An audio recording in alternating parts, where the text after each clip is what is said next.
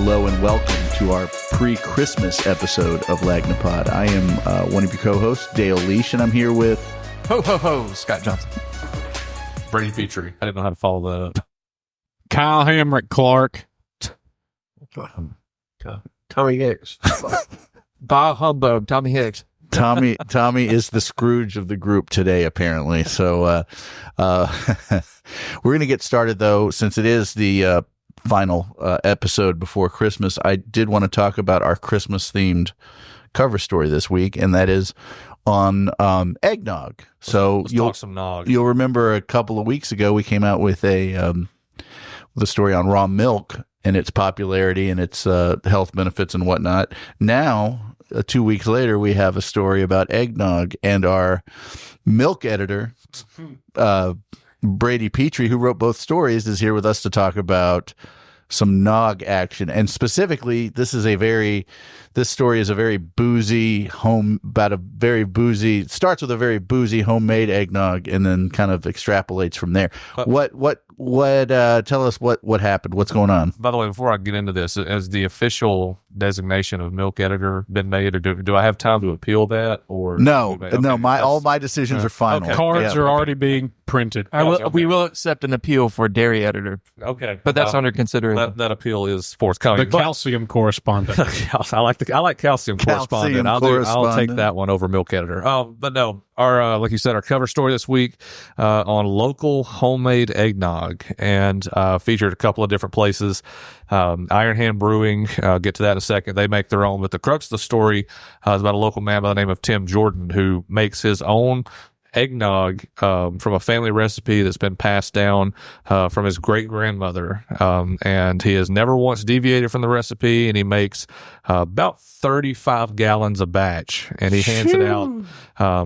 Doesn't sell it. He only gives it out to friends and family around the holidays, and he's got a very tedious process that he has to go by. I think he said year before last, he bought, 7,000 Tupperware containers just for eggnog. And he's got a refrigerator in his kitchen that's entirely dedicated to the eggnog process. So he goes full in on eggnog every year.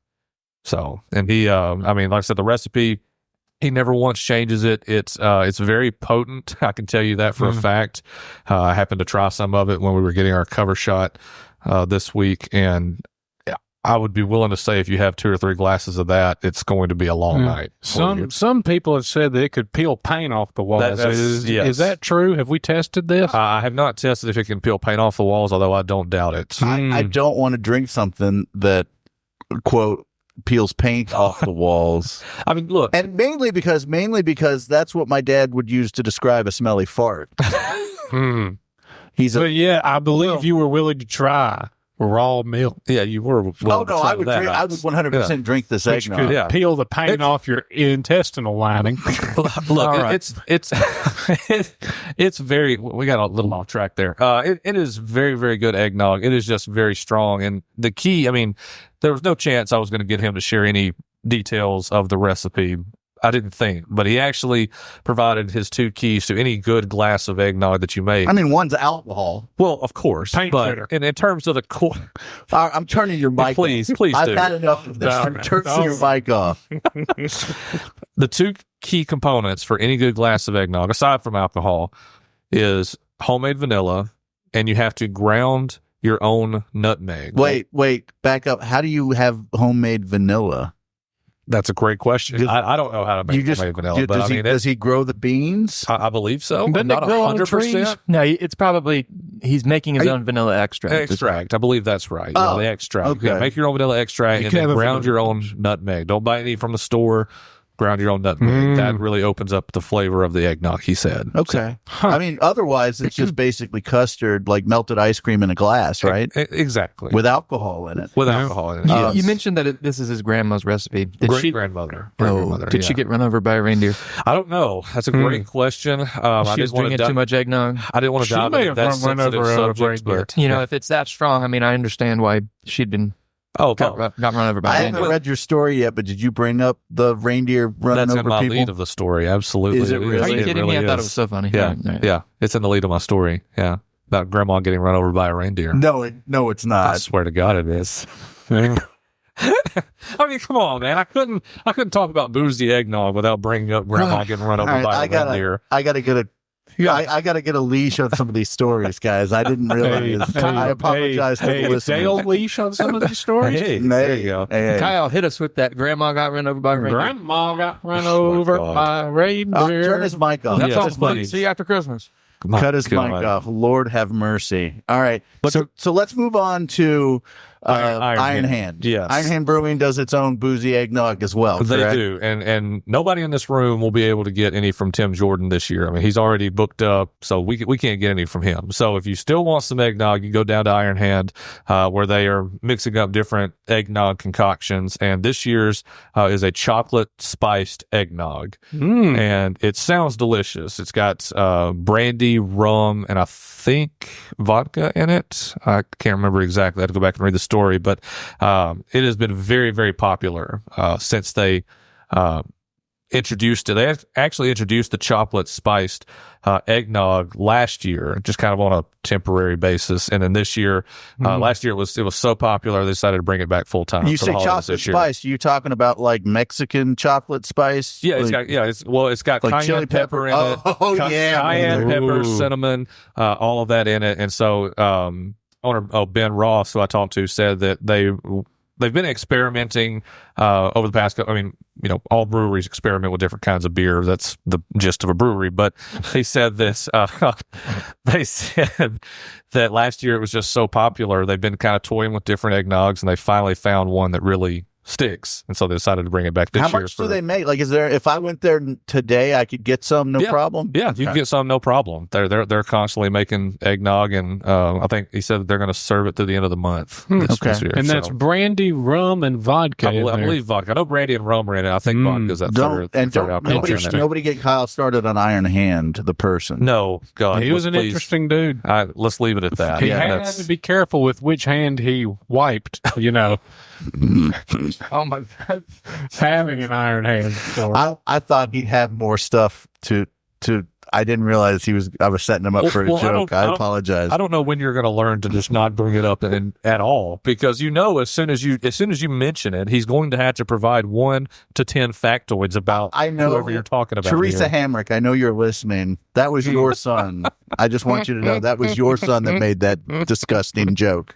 So I personally blame you, Teresa. When she's not giving Kyle Hamrick all the nappy votes. Yes. She's flooding the tuning in to the Lagnia-Pod. I love my mama. She's great. All right. So what you're saying is since Tim Jordan is all booked up as far as we should all go to Iron Hand and get some of that chocolate. Now, is it like dark, like chocolate? Yes. So it's like it's basically chocolate milk. It's basically like an espresso eggnog, espresso martini eggnog. Wait, there's coffee too? Well, no, I'm just talking about like the look of it. But you realize that a huge part of an espresso martini is the GD espresso. Yes, I understand that. Yeah, I'm talking about just the look of it and that kind of thing. But yes, it is dark, it is chocolate, and it sounds very, very good.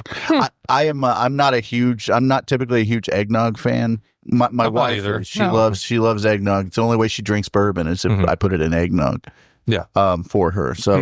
But I will try and enjoy chocolate spiced eggnog. That sounds amazing. And Tim Jordan's eggnog sounds really good too. So look, I've tried Tim's. It is very, very good. I'm very eager to try Iron Hand, their eggnog. And I mean, there's a lot of different places here locally that they also try to make their own homemade eggnog and everything. But trying to get people to tell you how they make their eggnog or what's in their eggnog, people are very protective of their eggnog recipes. I mean, isn't it just egg yolks and milk? It's a custard that you add booze to. It is, but the process people go through and each person has like 1 or 2 little ingredients that they think set theirs apart from everybody else, and they don't want to share that. So they're very protective of those eggnog recipes. Okay. Well, on that note, we will get ready. We will bundle up and get ready for sports in the next segment, and we'll also be putting a muzzle on Kyle for the rest of the episode. So we'll see you guys in just a few minutes. Thank God.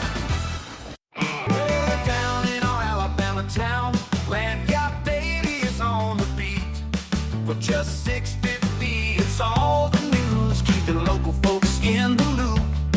Oh, Lagniappe Daily, every single morning, catching up on stories while the coffee's pouring. The local truths on every page, news for the folks of every age. It's just $6.50 a month for Mobile's daily news, Lagniappe Daily. Get signed up now at lagniappemobile.com and help keep Mobile funky. Down in our Alabama town, Lagniappe Daily's on the beat. For just $6.50, it's all the news, keeping local folks in the loop. Oh, Lagniappe Daily, every single morning, catching up on stories while the coffee's pouring. The local truths on every page, news for the folks of every age. And we're back with Tommy Hicks, and we're going to talk about sports. And we've got a cavalcade of college sports action to talk about. And we're going to start with how the Jags finished their season. And spoiler alert, they beat Western Michigan in the Salute Our Veterans Bowl in Montgomery. That's correct. So that's their second. We're looking at the second straight bowl win, second straight winning season, third straight winning season. Third straight winning season. Don't sleep on the Jags in the future. They seem to be a pretty good team. They can be a pretty good team. They got some key elements coming back. Supposedly, we're still in the transfer portal time zone right now, so it's a possibility they could lose some more players. Currently, they have lost 6 to the portal. The good news is that Gio Lopez, their redshirt freshman quarterback, has already said he's coming back. He considered entering the portal, but he is coming back for next season. If I correctly read a social media post yesterday, running back Kentrell Bullock is also planning to come back for his final season. So that's two good elements to the offense right there that they'll have. Of course, they're losing Fluff Bothwell. Fluff came here out of Aniana. He only had 4 offers, college offers, none up from Power 4 conferences, and had a huge year for the Jags. And now he's got like 16 to 20 Power 4 conference teams coming after him. So it's going to be interesting to see where he lands. It's a way to build your resume there, brother. Not bad. Man, that's good. That's good for him. We had a great year. And so, but they'll lose also Jamal Pritchett, the leading receiver. It's going to be interesting to see what the Jags do in the portal. Right. They're not going to just sit there and sit on their hands. They'll bring some people in, and they've already got to recruit a tight end, a high school kid from Mississippi that's coming in. So, we'll see where it goes from there. But obviously a good first year for Major Applewhite, as in his debut as head coach of the Jags, and looks like the future is pretty good. I think, I know I expected kind of a downturn in my expectations for South's football team this year went down a little bit with Kane leaving for Alabama to be defensive coordinator at Alabama. But I was very surprised by the way they played. Had a couple of games turned out differently down the stretch. If they had not given up big leads in some games, you could have been looking at a championship run for the conference for them. So they played exceptionally well. Gio Lopez is a stud at quarterback. I'm glad he's coming back. So all in all, a really good season for a team that I root for just because I live here, and it's fun to watch them. So that's a great season for the Jags, and I look forward to seeing what's going to happen next. We're going to talk about now some more college football, and this is how the playoffs have come out now that we have our first ever 12-team playoff. And spoiler alert again, Alabama did not make the cut, correct? That's last report. They did not make the cut. Yeah. Darn. But what are we looking at? Well, we're looking at getting started with the basically the first round of the play-in games, I guess is how you would phrase it. I'm trying to find my games here on Friday. Oh, so the games are starting this week, huh? Yes. Okay. Yeah. Oh, that's exciting. So you've got what? Notre Dame against who's Indiana. Indiana. Notre Dame is playing in-state rival Indiana. Yeah. Oh, that's right. Yeah. Because it was funny. Somebody brought this up. Pat Greenwood brought this up in the press box the other night. When Indiana, the state of Indiana is at football, and the state of Alabama is now a basketball state. Yeah, you got Auburn as number 2 in basketball, Alabama number 6 in basketball, and then you got Notre Dame and Indiana playing each other in the college football playoffs. That is quite the turnaround. I would not have expected that coming from 20 years ago. That would not have been the case. So no, they're quite a flip. Yeah. Hell, last year wouldn't have been the case. True. It's been a really Alabama and Auburn both in basketball were pretty good last year. So they were. I mean, you're gonna have to remind me, but I'm pretty sure Alabama made it to the Final Four last year in basketball. Correct? I think so. That was a rumor going around. Yeah. People forget that. People forget that Alabama was a Final Four team last year. No, you will not allow that to happen. So, but sorry, we're getting off track. So we got Notre Dame. Friday night, you got Notre Dame and Indiana, and then Saturday, you've got the other 3 first-round games. You'll have SMU at Penn State, Clemson at Texas, and Tennessee at Ohio State. I think you're going to see Tennessee win. I think you're going to see Notre Dame win. I think you're going to see Texas win. What was the other game? SMU, Penn State. Oh, Penn State's going to win easily. Those are going to be your 4 winners that go on to the next round. What's going to be interesting is 3 out of the 4 games, the weather could be quite the issue. Yeah. It's going to be in the 20s probably for 3 of the 4 games. Yeah. Yeah, but you're looking at Notre Dame, Indiana. They should both be used to weather like that. I hope Tennessee just smacks Ohio across the field and then plants a field goal right in the middle of the O. Plants a flag right in the middle. I really hope just tear down the field goal. Plants its flag in the middle of the O at the Ohio Stadium. Could be a felony. It could be, yeah. I mean, that's a win-win for me. Tennessee players get hit with a felony, and they beat Ohio State. I mean, that's like a better. Friday night, Saturday night for Georgia's. Yeah. Wow, that's good. So the winners of those games go on to play four actual bowl games that will decide who goes to the championship. Well, SMU Penn State winner will play Boise in the Fiesta. The Clemson Texas winner will play Arizona State in the Peach Bowl. Tennessee Ohio State winner will play Oregon in the Rose, and the Indiana Notre Dame winner will play Georgia in the Sugar. Here's what I don't get, and I'm upset about. Oregon was the number 1 seed. They were undefeated, and they have to play the winner of Tennessee Ohio State when the winner of Penn State SMU is right there. For the I don't like the way the seeding worked. I think Oregon kind of got shafted, and I know nobody's going to cry a river for Oregon. I get it, but I feel like stop it now. He doesn't even have a microphone. No, he doesn't need one. We literally took his microphone away, and he still won't shut up. He's still singing. It's unbelievable. So dead air. I mean, I don't know what you expect at this point. Ring us in, Brady. Ring us in. Okay, we're going off the rails. Let's get to somewhere else. Getting back to the whole seeding thing. I mean, Oregon. I am going to kill you, Scott. This is going off the rails tremendously. But I mean, sorry. Go ahead. I mean, look, the seeding is what it is. I mean, Oregon's the number 1 team in the country. They've proven that. Time and time again this year. I don't, you could make the case that they may have, like you said, gotten shafted by the seeding. But I mean, if you're the best of the best, you got to beat the best, And so I don't. What's the point of being the number 1 seed? A bye in the first round. Yeah, but you could be number 4 and get a bye in the first round. So I mean, I think whoever plays Boise State's going to be in the catbird seat for.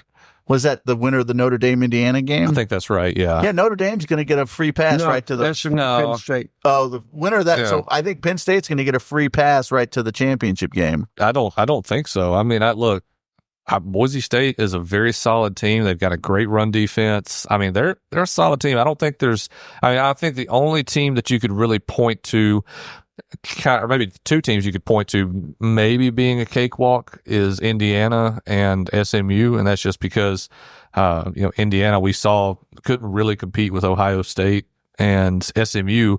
I mean, even then, I don't really know that you could throw them in as a cakewalk because they did put up. They tried to come back on Clemson and put up a fight. So, I mean, I think it's a very competitive field. It's a very diverse field. You got a lot of teams in there that were not expected to be in there when the season started. So, I mean, I think it's going to be a great playoff. I really do. Well, it would have been a lot more fun with Alabama at Penn State. Alabama-Penn State would have been amazing. That would have been a great matchup. Absolutely. But if you go by the criteria that was set, then they made the right choice with SMU. And then no, I mean, look, beat Oklahoma and you're in. You can't lose 24-3 to Oklahoma and expect to compete for a national title. That was the death nail. You also lost to an iffy Vanderbilt. I mean, Vanderbilt's better than they've been in years, but they went 6-6, and Oklahoma went 6. You lost to two. It's still Vanderbilt. You lost to two 6-6 teams.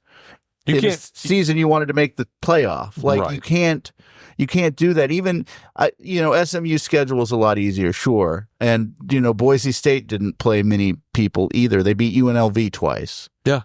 And not that they're not a good team. I mean, they got the runner up for the Heisman Trophy playing in their backfield. Like they've got some good talent. And they did what they had to do, and Alabama didn't do what they had to do. So that's what's happened. And I don't think Alabama would have made it all the way to the championship anyway. I mean, look, if Alabama fans have a problem with it, your strength of schedule, whatever, go join the ACC, go join the Big 12, run roughshod over the competition. We are in the Big 12 in rowing. So we've got an in. Hey, any rowing fans complaining about the seeding? No, Big 12. We're in the Big 12 in rowing. Yeah. I'm sorry. Yeah, not Big 10. But, I mean, if you have a problem with it, go join the ACC or another conference and deal with it. I mean, you're in the SEC. You're supposed to be held to a higher standard. Beat the teams you're supposed to beat, and none of this is a problem. All right. So everybody's got the singing out of their system, and they've turned their phones on silent. We're good. I hope. We're good. Everybody, we're a real professional operation here at the Lagnia-Pod. Anyway, on that note, we will take another break, and when we come back, we're going to talk some more about. We're going to talk about mayoral politics, city council politics, and then have a little fun with Christmas. So we'll be right back. Just $6.50 a month for Mobile's daily news, Lagniappe Daily. Get signed up now at lagniappemobile.com and help keep Mobile funky.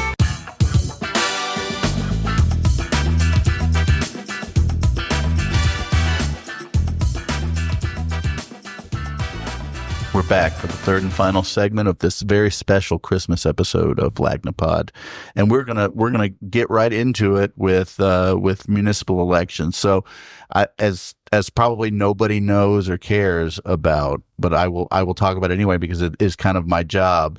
We have a municipal election coming up in August of 2025, and so we're starting to finally see some names appear as candidates in the various races for those seats.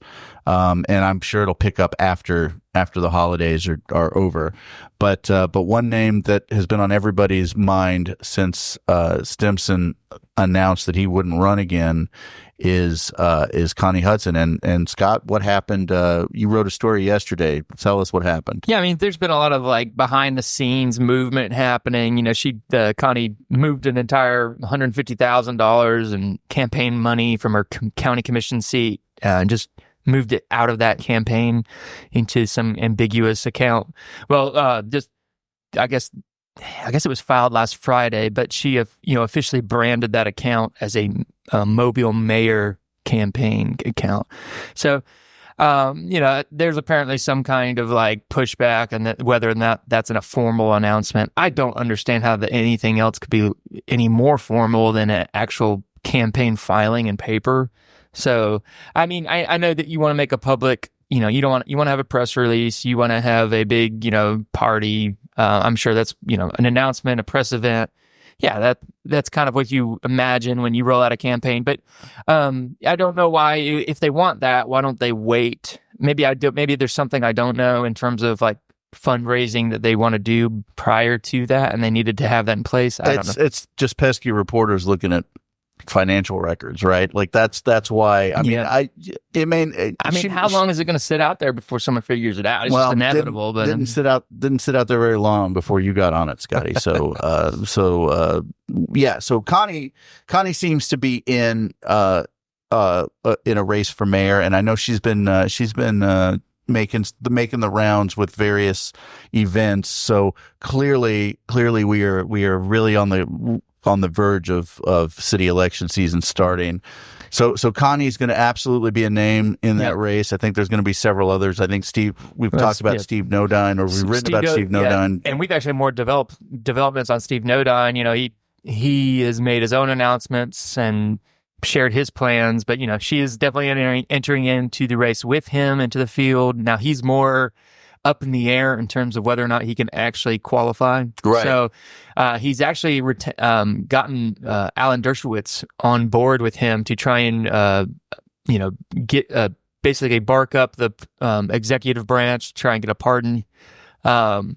Biden's handing these out. He handed out like 1,500 a day or two ago. Some to some pretty interesting characters. Well, but, that always happens. And a lot of those were marijuana people with marijuana offenses, correct? Oh, that's interesting. I think there's a good chance, right? Yeah, I think he actually handed out around 40 pardons. I think he commuted the sentences. Commuted 1,500 something. Yeah, that's right. I wanted to clarify. Yeah. That's different. Yeah, that's different. So a lot of those are former, public servants in some capacity. So, I don't know how, Steve Nodine doesn't fit that, prime example of one of those people. So, I don't know, we could see a pardon come down maybe. I think there's a good case that he's making for it, especially with, you got Donald Trump entering office as a, 34, 36 count felon. And then you've got, this president's son, pardoned on basically the same charge. He's got a good case. We'll see what happens, but he's got till June 24th to do that. So Connie's definitely I think she's a very strong candidate for mayor. Yes. She's got a lot of wins under her belt. I do stand corrected on one thing I've said in the past, that she's never lost an election. I stand corrected. She has lost an election. 2006, she ran for state senate, finished third behind Rusty Glover and Chris Pringle, I believe. But she was in the city council. She didn't have to, drop her seat when she ran for that, I don't believe. But right, yeah. And she won't have to resign her seat on the county commission to run for mayor either. So she's definitely picking her spots. Yeah, and it's that's her prerogative. She has every right to do that. Another thing is there was no time to change plans. Maybe some people want to, I don't know if there's any of this going on. Like, hey, why is Connie just reelected? And why did she even run again if she knew she wanted to run for mayor? The mayor announced he wasn't going to run in September, 2 months before, less than 2 months before this all, her reelection. And my understanding it was kind of a surprise to some of his staff. Yeah, so I bet it was. It's a spur of the moment decision. I think a bunch of people had to pivot on the spot, and we'll see who announces. That's going to be a really interesting race. It's been a long time since we haven't had an incumbent running for that seat, so that'll be fun. It's fun for reporters like me and you who get to write about all the people that are seeking office. Another such person in that category today is Bo Fleming, who announced yesterday in a press conference at Government Plaza that he is going to seek the District 5 City Council seat, which is a seat currently held by Joel Davis, but he is not running for re-election. So that is going to be an open seat. I imagine that Bo will not be the first person who announces for that seat, or won't be the last person that announces for that seat. There should be several. It should be a pretty wide open field as well. So things are really starting to heat up as far as municipal elections go, and I'm getting pretty excited about it. And I hope you too. I hope everybody listening is too, because the municipal elections are very, very important. I didn't have a chance to read your story, but I'm sorry to put you on the spot like this, but did he talk about why he decided to run, or a platform that he plans to run on, anything like that? He touched on anything like that? He wanted his he started off talking about the major projects for the City of Mobile, wanting to see those finished. Yep. The new arena, the move of the airport to Brooklyn, and of course the I-10 River Bridge. So we've got another advocate for the I-10 River Bridge on council, although I don't know of a single council person who's against the bridge. What's his view on Amtrak? He did not mention Amtrak, but that's a done deal now, right? It is, yeah. I'm just curious, going from Joel Daves, who has been against it for all the time. Yeah, Joel Daves even voted for it, but I'm just curious. What's his view on sidewalks? Sidewalk? Yeah, there you go. He's a fan of sidewalk. I just know Joel Davis is like a big champion of sidewalks. He specifically mentioned sidewalks and walkability, which is things you want to hear from a city council candidate for sure. I mean, he's definitely speaking the right language to begin with. So real quick before we go, I wanted to talk a little bit, since this is the last one before Christmas, I want to talk to you guys a little bit about Christmas traditions. And we're just going to go down, do a quick lightning round because we've got about 2 minutes left before we need to end this. What's your favorite Christmas tradition that your family does, Kyle? My favorite Christmas tradition that my family does is... Do I need to go back to you? Because you're just need to come back. You're just... We need to come back. You're doing that thing where the kid that didn't read the book report or didn't read the books trying to read the book report. The book report that I'm about to write is about... Yeah. All right. Does anybody have anything? I'm just going to jump in. All right, go ahead. My medicine's kicking in. I feel good. All right. So... Go for it. My favorite Christmas tradition at my family, we've got a big family, 9 kids. So we do a Secret Santa gift exchange. It's not economically possible to try and buy gifts for every single other person. So my dad actually has a spreadsheet that he's kept since like 2001. The same spreadsheet, and he's created this whole system. He's a geek, or as he would say, freak in the sheets, the spreadsheets. Oh my God. That's fantastic. Yeah. Heavens. I mean, 9 kids too. It could be the other way. I never thought about it like that. Oh my gosh. But anyway, so it's very, nothing screams Christmas like Microsoft Excel. So it's like, anyway, but it's always funny. It's always funny to badger him. Like, hey, I think I got this sibling like 2 years in a row, and he'll like pull up the spreadsheet and prove you wrong. Anyway, but that's my favorite Christmas tradition. All right. What about? I'll start. So every year when my family comes over, I make chocolate gravy. As I've said, I've talked about on the podcast. No one's ever heard of it. It's an Arkansas. I think it's an Arkansas Hills thing, and it's a Mississippi thing too. And a Mississippi thing. And my mom's family, it's all from my mom's family. Half of my mom's family is from Arkansas, and half is from Oregon. So that's where I got the recipe from, is from my mom, and it is a fantastic Christmas tradition. I love making it. I literally bake it and eat it once a year, and it's at Christmas, and it's fantastic. That, and I wanted to bring up something else too.